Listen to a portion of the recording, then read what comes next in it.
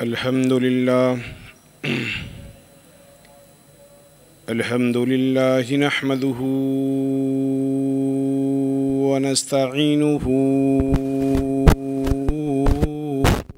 ونستغفره ونعوذ بالله من شرور أنفسنا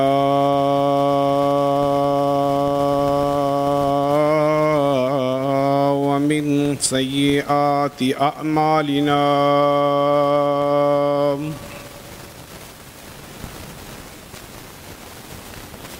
من يهده الله فلا مضل له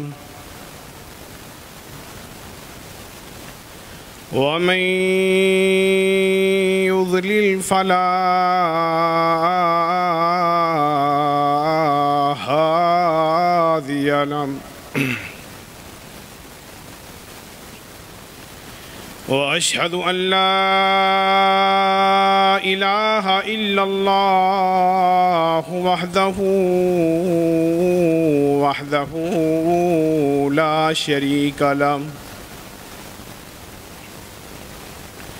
وأشهد أن محمدًا عبده ورسوله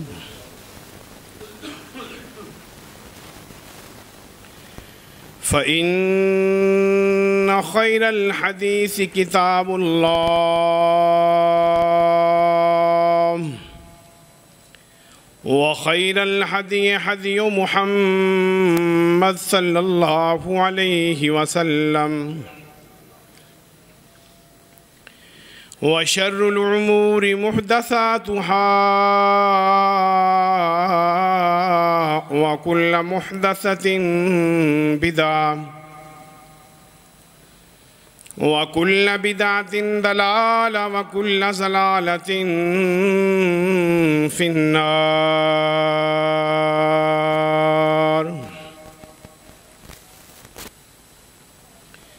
اللهم صل على محمد وعلى آل محمد كما صليت على إبراهيم وعلى آل إبراهيم إنك حميد مجيد. اللهم بارك على محمد وعلى آل محمد كما باركت على إبراهيم وعلى آل إبراهيم إنك حميد مجيد.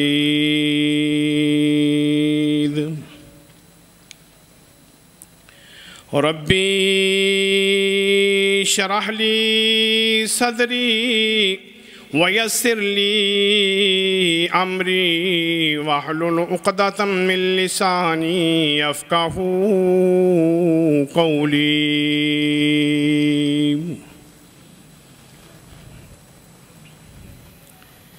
قال الله تعالى في القرآن المجيد لقد كان لكم في رسول الله أسوة حسنة. صدق اللہ العظیم. تعریفوں کے لائق فقط اللہ وحدہ لا شریک کی ذات ہے. بے شمار درود و سلام تاجدار مدینہ محمد رسول اللہ صلی اللہ علیہ وسلم کی ذات گرامی پر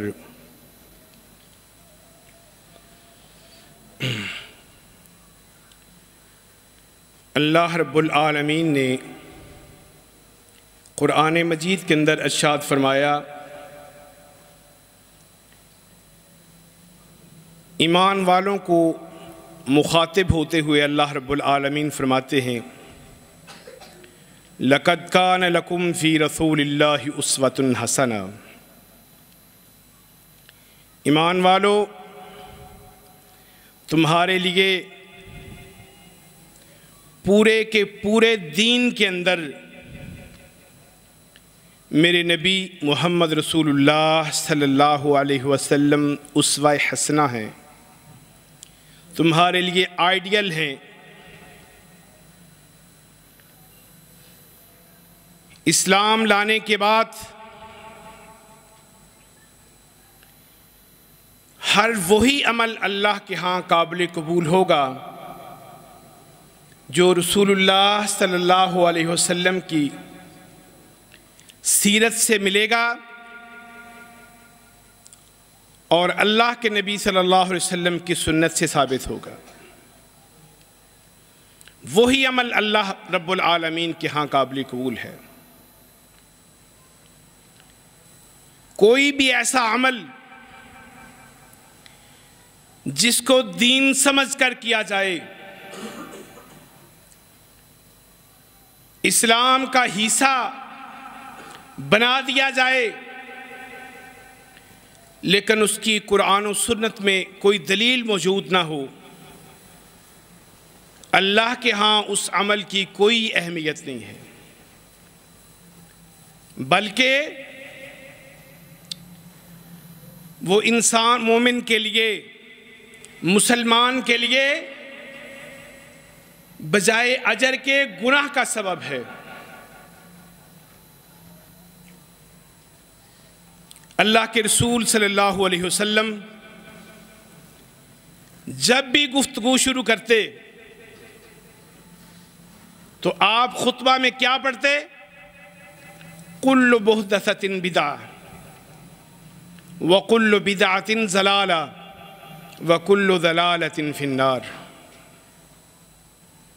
اللہ کے رسول صلی اللہ علیہ وسلم اپنے ہر خطبے کے اندر ابتدا میں یہ جملے فرماتے،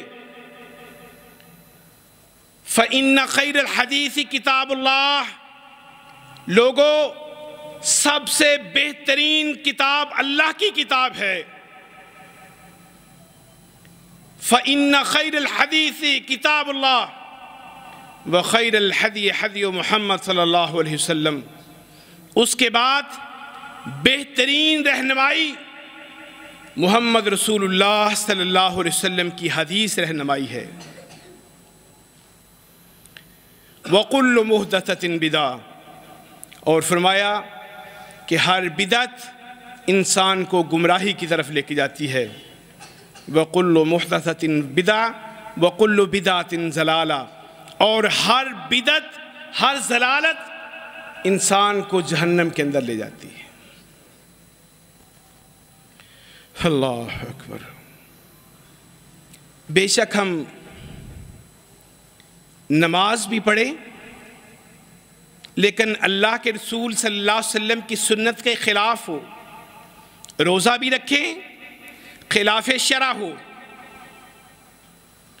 حج بھی کریں سنت کے خلاف ہو، کوئی بھی اسلام کے اہم ارکان میں سے کوئی رکن بھی ہو، اسلام کے فریضوں میں سے کوئی فریضہ بھی ہو، اگر اس فریضے کو ہم بعینہ اس انداز سے ادا نہیں کرتے جس طرح اللہ کے رسول صلی اللہ علیہ وسلم کا طریقہ ہے، تو وہ عمل بھی اللہ کے ہاں قابل قبول نہیں ہے۔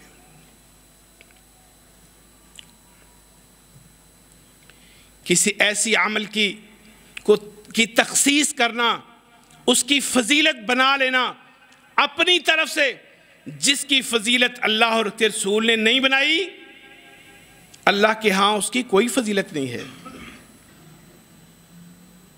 کسی رات کو، کسی شب کو مقدس سمجھ لینا جس کی قرآن و سنت سے کوئی دلیل نہ ہو، کسی کو شب قدر بنا دینا، کسی کو شب برات بنا دینا،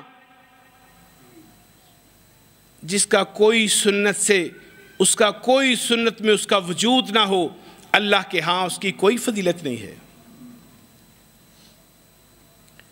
اللہ اکبر۔ ابھی نیا نیا اسلام تھا تو صحابہ رضوان اللہ علیہم اجمعین نے اللہ کے رسول سے سوال کیا کہ اللہ کے رسول، ہمارے لیے بھی کسی درخت کو مقدس بنا دیں، کسی درخت کو اہمیت والا بنا دیں، ہم اس درخت کے نیچے جا کر اللہ کی عبادت کریں، اس کو مقدس سمجھیں جیسے یہود و نصارہ کرتے ہیں۔ تو اللہ کے رسول صلی اللہ علیہ وسلم کا چہرہ سرخ ہو گیا۔ آپ نے فرمایا، کیا تمہارے اندر وہ کفر اور شرک کے جو عادات تھی وہ ابھی تک نکلی نہیں ہے؟ ابھی تک تمہارا دل اسلام سے منور نہیں ہوا؟ کیا اللہ کے رسول صلی اللہ علیہ وسلم کی سیرت تمہارے لیے کافی نہیں ہے؟ صحابہ کہتے نہیں اللہ کے رسول، ہم نے تو ویسے یہ کہا کہ کسی درخت کو یا کسی جگہ کو آپ منتخب کر دیں۔ فرمایا کہ جس کو اللہ نے منتخب نہیں کیا، جس کو اللہ نے مقدس نہیں بنایا، تو محمد رسول اللہ صلی اللہ علیہ وسلم اس کو مقدس کیسے بنا سکتے ہیں؟ یہ اختیار تو اللہ کے رسول صلی اللہ علیہ وسلم کو بھی اللہ نے نہیں دیا۔ جس چیز کو اللہ نے مقدس نہیں بنایا، اللہ کے رسول فرماتے ہیں کہ اللہ کا رسول اس کو مقدس کیسے بنا دے۔ ما ينطق عن الهوى ان هو الا وحی یوحی۔ فرمایا اللہ کے رسول تو اس وقت تک کوئی بات ہی نہیں کرتے جب تک اللہ کی طرف سے کوئی وحی نہ آئے، جبریل کوئی پیغام لے کے نہ آئے۔ اللہ کے رسول تو اتنی دیر تک کوئی بات ہی نہیں کرتے۔ یہ کیسے ہو سکتا ہے جس کو اللہ میں مقدس نہ بنائے، جس میں اللہ جس کی برکت بیان نہ کرے، محمد رسول اللہ اس کو برکت والا کہہ دیں؟ یہ کیسے ممکن ہے؟ اللہ اکبر۔ آگے ماہ رمضان کی آمد ہے۔ اللہ اکبر۔ اللہ کے رسول صلی اللہ علیہ وسلم، سیدہ عائشہ رضی اللہ تعالیٰ عنہ فرماتی ہے، جب رمضان کی آمد ہوتی، قریب ہوتا، تو اللہ کے رسول صلی اللہ علیہ وسلم اپنے گھر والوں کو جمع کر لیتے، جمع کر کے ان کو نصیحت کرتے، اور اللہ کے رسول صلی اللہ علیہ وسلم اپنے اہل و عیال کو یہ حکم دیتے کہ آگے رمضان آنے والا ہے، اس کے لیے تیاری کر لو، اس کے لیے الرٹ ہو جاؤ، عبادت کرنے کے لیے، محنت کرنے کے لیے، راتوں کے قیام کے لیے، دن کے روزے کے لیے، صدقہ و خیرات کے لیے۔ اللہ کے رسول صلی اللہ علیہ وسلم پہلے ہی ذہن سازی کرنا شروع کر دیتے ہیں۔ اللہ اکبر۔ اللہ کے رسول صلی اللہ علیہ وسلم رمضان سے پہلے تربیت کرتے اپنے گھر والوں کی، لوگوں کو نصیحت کرتے، جیسے ہم اپنے گھروں کے اندر کوئی گھر میں فنکشن آنے والا ہو تو اس سے پہلے تیاری کرتے ہیں، کوئی شادی ہو، عید کا موقع ہو، کوئی بھی گھر میں کسی قسم کا کوئی فنکشن ہو، اس کے لیے پہلے تیاری کرتے ہیں کہ جب وہ فنکشن آئے تو اس کے لیے ہماری ساری تیاری ہو۔ اللہ کے رسول صلی اللہ علیہ وسلم اس مقدس مہینے کے لیے، ماہ رمضان کی برکات کو سمیٹنے کے لیے، اللہ کے رسول صلی اللہ علیہ وسلم اپنے گھر والوں کو، ہماری امہات المؤمنین کو، سب کو یہ درس دیتے، نصیحت کرتے کہ رمضان کے لیے تیاری کر لیں۔ اور ہمیشہ بندہ اس کام کے اندر، اس امتحان کے اندر کامیاب ہوتا ہے جس کے لیے پہلے تیاری کرتا ہے۔ جب بچوں کے امتحانات قریب آتے ہیں تو بچے دن رات محنت کرتے ہیں کہ ہمارے امتحان قریب ہیں۔ اللہ رب العالمین نے اس ماہ مقدس کو برکت والا مہینہ بنایا ہے، اور صرف مسلمانوں کے لیے وہی مہینہ برکت والا ہے جس کو اللہ نے اور اس کے رسول نے برکت والا کہا ہے۔ اس کے علاوہ کوئی ایسی رات، کوئی ایسا دن مقدس والا نہیں ہے جس کو ہم اپنی طرف سے مقدس بنا کے بیٹھ جائیں، جس کا نام ہم اپنی طرف سے شب برات رکھ لیں، جس کا کوئی بھی نام ہم اپنی طرف سے فضیلت والا رکھ لیں، اور ایسے الفاظ جس کا جو الفاظ عربی کے ہے ہی نہیں۔ اللہ کے رسول صلی اللہ علیہ وسلم تو عربی تھے، تو یہ تو الفاظ ہی عربی نہیں ہیں، تو یہ کیسے برکت اور مقدس ہو سکتا ہے؟ اس کی فضیلتیں کہاں سے آ گئیں؟ اللہ اکبر۔ تو عام جو ہم نے اپنی طرف سے عبادت بنا لی، اس کا تو کیا کہنا۔ اللہ اکبر۔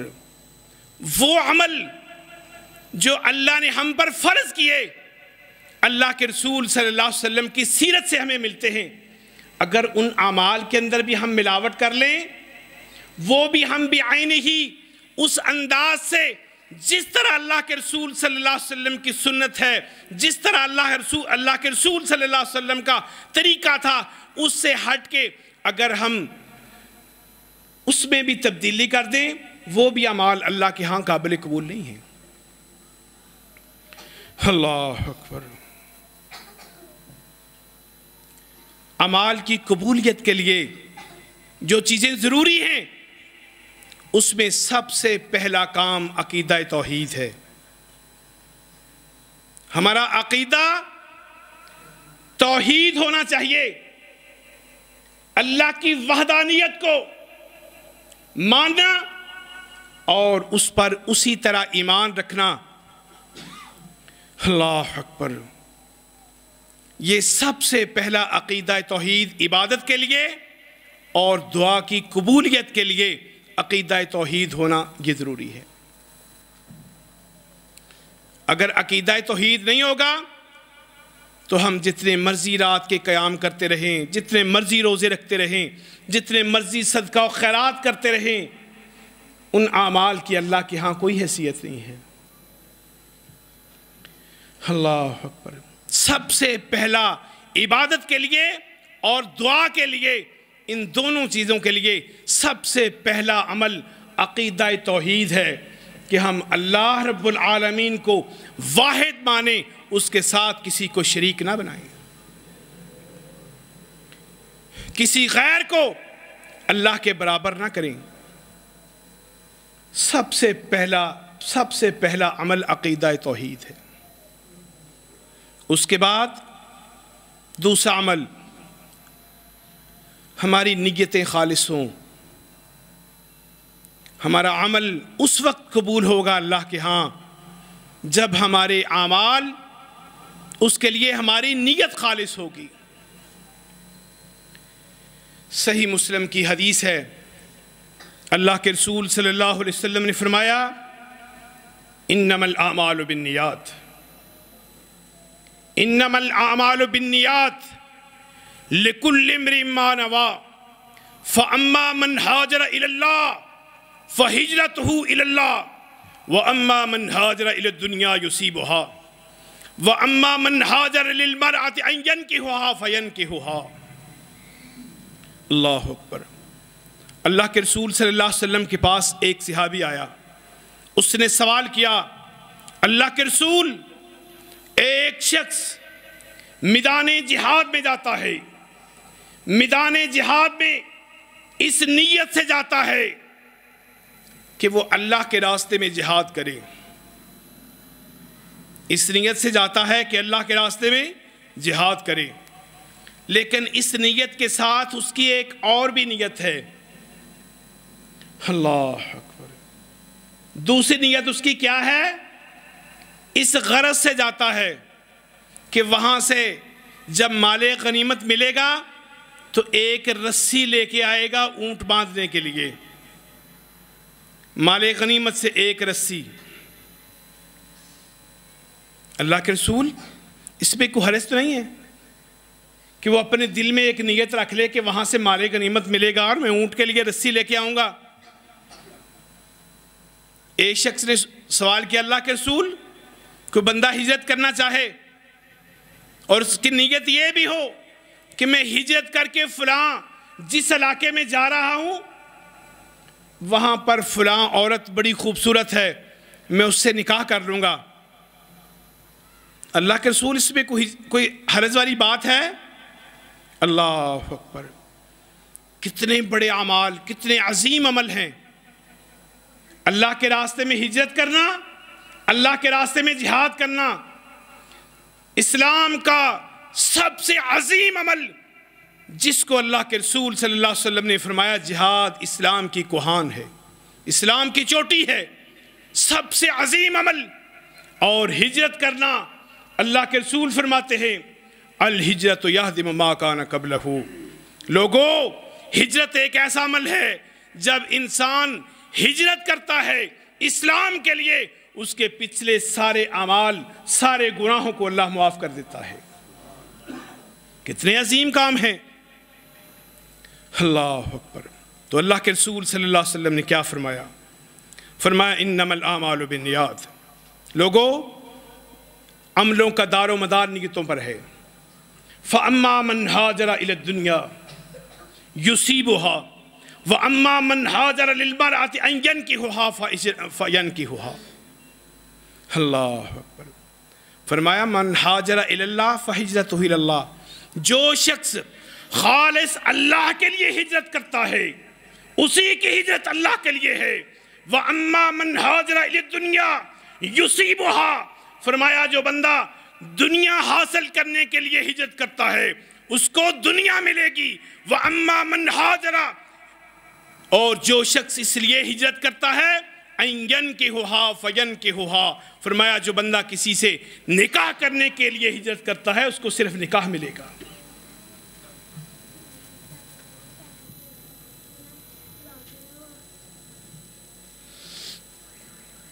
تو فرمایا جو شخص اس لیے ہجرت کرے گا کہ وہ کسی سے نکاح کر لے تو اس کو صرف وہ نکاح ملے گا، اس کے علاوہ اس کو کچھ حاصل نہیں ہوگا۔ اللہ کو صرف وہی عمل پسند ہے، اللہ کے ہاں وہی عمل قابل قبول ہے جو خالص اللہ کے لیے کیا جائے، چاہے جہاد ہو، چاہے ہجرت ہو، چاہے رمضان کے روزے ہوں، چاہے بیت اللہ کا حج ہو، جو بندہ اللہ کے لیے کرتا ہے اللہ کو وہی عمل پسند ہے۔ اللہ اکبر۔ اللہ کے رسول صلی اللہ علیہ وسلم فرماتے ہیں ایک دن صحابہ رضوان اللہ علیہم اجمعین اللہ کے رسول سے پوچھتے ہیں اللہ کے رسول آپ قیامت کے دن اپنی امت کو کیسے پہچانیں گے؟ اللہ کے رسول صلی اللہ علیہ وسلم فرماتے ہیں اے میرے صحابی، اگر ایک اونٹوں کا یا گھوڑوں کا استبل ہو، گھوڑوں کا استبل ہو اور اس میں سارے وائٹ کلر کے گھوڑے موجود ہوں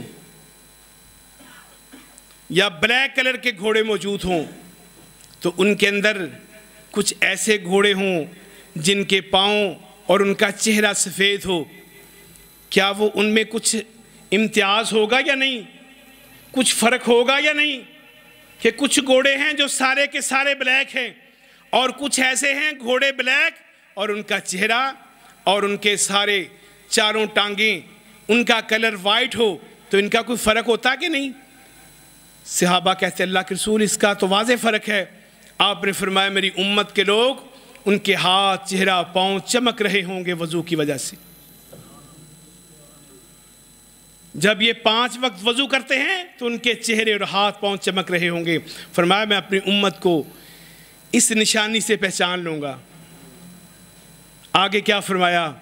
فرمایا لیکن کچھ لوگ ایسے بھی آئیں گے حوض کوثر پہ پانی پینے کے لیے جن کے ہاتھ، پاؤں، چہرہ چمک رہا ہوگا۔ اللہ اکبر۔ وہ پانی پینے کے لیے آئیں گے، میں ان کو پانی پلانے لگوں گا۔ اللہ کے رسول فرماتے ہیں اللہ فرشتوں کو حکم دیں گے، فرشتے میرے اور ان کے درمیان میں ایک دیوار حائل کر دیں گے۔ میں کہوں گا فرشتوں یہ میری امت ہے، میری قوم ہے، تم نے میرے اور ان کے درمیان میں دیوار کیوں حائل کر دی؟ اللہ اکبر۔ تو اللہ کے رسول صلی اللہ علیہ وسلم فرماتے ہیں فرشتے جواب دیں گے اللہ کے رسول آپ نہیں جانتے کہ آپ کی امت کے لوگ ہیں یہ وہی نمازی لوگ ہیں، اللہ اکبر، لیکن انہوں نے آپ کے جانے کے بعد اسلام میں بدعات جاری کر دی۔ انہوں نے دین کے اندر اپنی مرضی کی چیزیں شامل کر دیں، جو دین نہیں تھا اس کو دین بنا کے لوگوں کے سامنے پیش کرتے رہے اور اس پہ عمل کرتے رہے۔ آج اللہ کو ان کی کوئی عبادت قبول نہیں ہے۔ نشانیاں موجود ہوں گی لیکن فرشتے درمیان میں دیوار حائل کر دیں گے۔ اللہ کے رسول فرماتے ہیں، میں کہوں گا فسحقاً فسحقاً، فرشتوں اگر انہوں نے میرے دین کو بگاڑ دیا تھا تو آج پھر ان کو مجھ سے دور کر دو۔ اللہ اکبر۔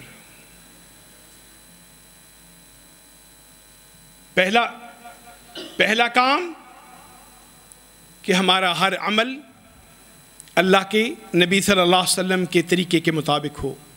دوسرا، ہماری نیتیں خالص ہوں، ہمارا عمل صرف اللہ کے لیے ہو۔ اگر ہم لوگوں کے لیے دکھانے کے لیے کر بھی لیں گے تو ہمیں لوگوں سے حاصل کیا ہوگا؟ اور اللہ کو یہ عمل کتنا پسند ہے کہ وہ عمل خاص اللہ کے لیے کیا جائے۔ امام ذہبی رحمۃ اللہ علیہ اپنی کتاب میں ایک واقعہ نقل کرتے ہیں محمد بن منقدر کے بارے میں۔ کہتے ہیں محمد بن منقدر رحمۃ اللہ علیہ مدینہ میں رہتے تھے، تو ایک دن وہ مسجد میں نماز پڑھنے کے لیے گئے، تو اس وقت مسجدوں میں اندھیرا ہوتا تھا، لائٹ کا کوئی اتنا انتظام نہیں تھا، کچی مسجدیں تھیں۔ کہتے چھوٹی سی مسجد، تو میں جا کے اس مسجد میں بیٹھا نماز پڑھنے کے لیے، نماز تہجد کے لیے۔ تو کہتے اندھیرے میں میرے ساتھ ایک اور بندہ بیٹھا ہوا تھا، پراگندہ اس کے بال تھے، مجھے بالکل غریب سا شخص محسوس ہو رہا تھا، میرے ساتھ بیٹھا ہے اور اس نے تہجد پڑھی۔ تہجد پڑھنے کے بعد اس نے اللہ کے سامنے ہاتھ اٹھا لیے، اللہ کے سامنے ہاتھ اٹھائے اور اللہ سے باتیں کر رہا ہے۔ کیا باتیں کر رہا ہے اللہ سے؟ کہتے اسی دن کی بات ہے کہ مدینے کے اندر سارے مدینے والے جمع ہو گئے، مدینے کا گورنر بھی اور سارا سٹاف بھی، سب کو جمع کر لیا۔ نماز استسقاء، بارش کے لیے دعا کی گئی کہ اللہ آج ہم تجھ سے بارش کا سوال کرنے آئے ہیں، اللہ اپنی رحمت کی بارش نازل کر دے۔ کہتے نماز استسقاء ہو گئی، سارا دن گزر گیا، رات بھی گزر گئی، تہجد کا ٹائم ہے، یہ شخص مسجد میں بیٹھا ہے، اللہ کے سامنے ہاتھ اٹھاتا ہے، اللہ سے مخاطب ہو کے بات کرتا ہے، کہتا ہے اللہ سارے مدینے والے تیرے سامنے دعا کرنے کے لیے میدان میں آئے، اللہ ساری قوم جمع ہو گئی، اللہ تیرا مدینہ پیاسا ہے، بارش کی ضرورت ہے، اللہ تو نے کسی کی بات نہیں مانی، اللہ تو اتنا ناراض ہے، اللہ تو نے بارش نازل نہیں کی۔ ابھی اس کی زبان سے یہ جملے تھے، آسمان سے بارش آ گئی، آسمان پہ ابھی کوئی بادل بھی نظر نہیں آتے لیکن بارش برسنا شروع ہو گئی۔ کہتا میں حیران ہو گیا کہ سارے مدینے والوں نے دعائیں کر لیں، بارش نہیں آئی، سارا دن گزر گیا، رات گزر گئی، تہجد کا ٹائم ہو گیا، ابھی تک بارش نہیں آئی۔ یہ بندہ اپنے اللہ سے مخاطب ہو کے ایک جملہ کہتا ہے، اللہ تو ناراض ہے، سارے مدینے والوں نے دعائیں کی، تو نے بارش نازل نہیں کی، اللہ اپنی رحمت کی بارش نازل کر دے، تیرا مدینہ پیاسا ہے۔ ابھی یہ جملہ زبان پہ تھا تو آسمان سے بارش آ گئی۔ کہتے میں حیران ہو گیا کہ یہ بندہ اللہ کے اتنا قریب ہے۔ کہتے ابھی اس نے یہ جملہ کہا، جیسے ہی بارش نازل ہوئی وہ بندہ خود بھی رونا شروع ہو گیا اور اللہ سے مخاطب ہو کے کہتا ہے، اللہ اللہ میرے کس عمل کو تو نے پسند کر لیا؟ یہ جملے کہتے کہتے روتا رہا، کہتے میں دیکھتا رہا، میں سنتا رہا۔ جیسے ہی فجر کی اذان ہوئی یہ بندہ خاموشی سے اٹھا باہر چلا گیا۔ میں حیران کہ پہلے تو تہجد پڑھ رہا تھا، نفلی نماز پڑھ رہا تھا، اور فجر کی فرضی اذان ہوئی اٹھا باہر نکل گیا۔ تھوڑی دیر گزری، لوگوں کے ساتھ مل کے پھر مسجد میں آ گیا۔ میں نے اس کو پہچان لیا کہ یہی چادر والا بندہ ہے جو ابھی دعا کر کے واپس گیا ہے۔ اذان ہوئی، اس نے 2 رکعتیں پڑھی، اس کے بعد بیٹھ گیا، فرض پڑھے، فرض پڑھنے کے بعد جیسے لوگ نکلے وہ بھی آہستہ سے اٹھا اور باہر نکل گیا۔ کہتے میں بھی اس کے پیچھے چلا گیا کہ میں دیکھوں یہ کون ہے، کہاں سے آیا ہے۔ کہتے میں چلتے چلتے اس کے پیچھے چلتے چلتے وہ بندہ پورے مدینہ سے باہر نکل گیا۔ آگے کچھ جھونپڑیاں لگی تھی، جیسے خانہ بدوشوں کی جھونپڑیاں ہوتی ہیں، اس ایک جھونپڑی کے اندر چلا گیا۔ کہتے میں جا کے باہر پہلے کچھ دیر توقف کیا، پھر میں نے آواز دی، میں نے کہا گھر والوں میں اندر آنا چاہتا ہوں، آ جاؤں؟ انہوں نے اندر سے آواز دی کہ ہاں میں اکیلا ہوں، آ جائیں اندر۔ میں اندر چلا گیا، جا کے بیٹھ گیا۔ کچھ دیر میں بھی انتظار کرتا رہا کہ مجھ سے پوچھیں، وہ میرا انتظار کرتے رہیں کہ یہ اپنا آنے کا مقصد بیان کریں۔ کہتے کچھ دیر خاموشی کے بعد پھر میں نے کہا، انہوں نے پوچھا کہ آپ کیا لینے آئے ہیں؟ اللہ اکبر۔ اور کہتے کہ میں نے پہلے محسوس کیا کہ یہ بندہ کون ہے، کرتا کیا ہے۔ جب میں نے اس کے گھر میں اوزار وغیرہ دیکھے تو مجھے محسوس ہوا کہ یہ موچیوں کا کام کرتا ہے۔ تو مجھے انہوں نے پوچھا کہ کیا آپ نے کوئی جوتا وغیرہ بنوانا ہے؟ میں نے کہا نہیں۔ فرمایا پھر کس لیے آئے ہو؟ کہا میں آپ سے دوستی کرنے آیا ہوں۔ حیران ہو کر کہتے مجھ سے دوستی؟ مجھ سے آپ کو کیا فائدہ ہوگا؟ میں نے کہا، میں نے پھر وہ سارا واقعہ بیان کیا کہ میں نے آپ کو دیکھا ہے، آپ کی اللہ سے بڑی دوستی ہے، تو میں آپ سے دوستی کرنا چاہتا ہوں۔ اللہ اکبر۔ کہتے جیسے ہی میں نے یہ جملہ کہا اس کے تیور چینج ہو گئے، اس کا رنگ بدل گیا، پریشان ہو گیا۔ کہتا نہیں تجھے بھول لگی ہے، کوئی اور ہوگا جس کو تو نے دیکھا۔ میں نے کہا نہیں آپ تھے۔ کہتا نہیں تجھے غلطی لگ گئی ہے۔ اللہ اکبر۔ کچھ دیر بیٹھے، میں نے کہا ابھی ان کا موڈ نہیں ہے، میں اٹھا اور واپس چلا گیا۔ دوسرے دن میں نے دیکھا کہ وہ نماز میں آئے نہیں ہیں، فجر کی نماز میں۔ کہتے میں نے کہا چلو میں جاتا ہوں، تیمارداری کرتا ہوں، شاید بیمار ہوں، کوئی وجہ ہو، جا کے پوچھتا ہوں۔ کہتے میں دوبارہ گیا، میں گیا تو وہاں وہ خیمہ ہی موجود نہیں ہے۔ میں حیران ہو گیا کہ کل ادھر خیمہ لگا ہوا تھا، آج خیمہ ہی نہیں ہے۔ میں نے دیکھا ساتھ والے خیمے کے باہر ایک عورت بیٹھی ہے۔ میں نے اسے پوچھا، میں نے کہا اماں جان ادھر ایک خیمہ تھا، اس میں ایک بندہ بیٹھا ہوا تھا، وہ کہاں ہے؟ وہ مجھے پوچھتی ہیں کہ اللہ کے بندے کل تو آیا تھا اس کے گھر؟ میں نے کہا ہاں میں آیا تھا۔ کہا تو نے اس کو کیا کہا ہے؟ تو جیسے ہی گھر سے باہر نکلا تو اس نے فوراً وہ اپنا خیمہ اٹھایا اور اس کے پاس ایک گدھا تھا، اس پہ اپنا سامان لادا ہے اور وہ بغیر بتائے یہاں سے چلا گیا۔ اور کہتے کہ میں ساری زندگی ان کو تلاش کرتا رہا، لیکن میں نے اس کے بعد اس کو نہیں دیکھا۔ علامہ محمد منقدر کہتے ہیں کہ میں سمجھ گیا کہ یہ بندہ اس انداز سے اللہ کی عبادت کرتا ہے کہ ریاکاری سے بچنا چاہتا ہے، اپنے عمل کو خالص اللہ کے لیے کرنا چاہتا ہے، اپنے اعمال کو خالص اللہ کی رضا کے لیے کرنا چاہتا ہے۔ اللہ کو اس کا یہ عمل اتنا پسند ہے کہ اللہ کی اس کے ساتھ اتنی دوستی ہے، اپنے منہ سے بات نکالتا ہے، اللہ اس کی دعا کو پورا کر دیتا ہے۔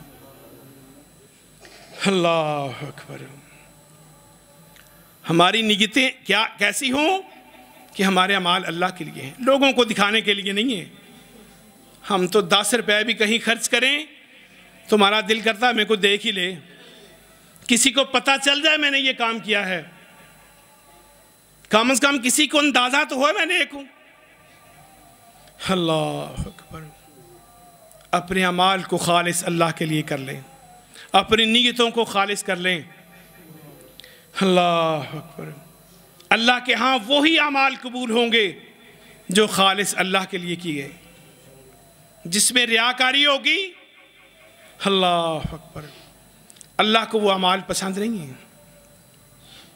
اور آخری بات، اعمال کی قبولیت کے لیے یہ بھی ضروری ہے کہ ہماری کمائی حلال ہو۔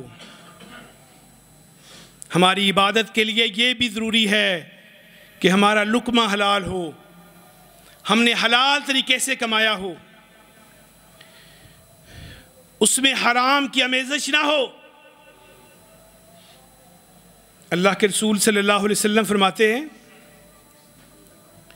کہ ایک بندہ بیت اللہ میں آئے، حرم مکی میں بیٹھا ہو، غلاف کعبہ کو پکڑے اور اللہ سے دعائیں کرے، اللہ رب العالمین سے فریاد کرے، چمٹ کے روتا ہے، دعائیں کرتا ہے۔ آسمان سے آواز آتی ہے، اللہ کہتے ہیں میرے بندے، مطعمہ حرام وملبسہ حرام وغذی بالحرام ثم کیف یستجاب لہ۔ اللہ اکبر۔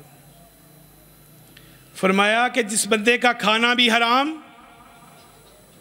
مطعمہ حرام، جو اس نے کھایا اس کا لقمہ وہ حرام تھا، اس کی حرام کی کمائی، ومشربہ حرام، اس کا پینا بھی حرام، وغذی بالحرام، اس کی ہر چیز حرام، اس کی پرورش حرام، ثم کیف یستجاب لہ۔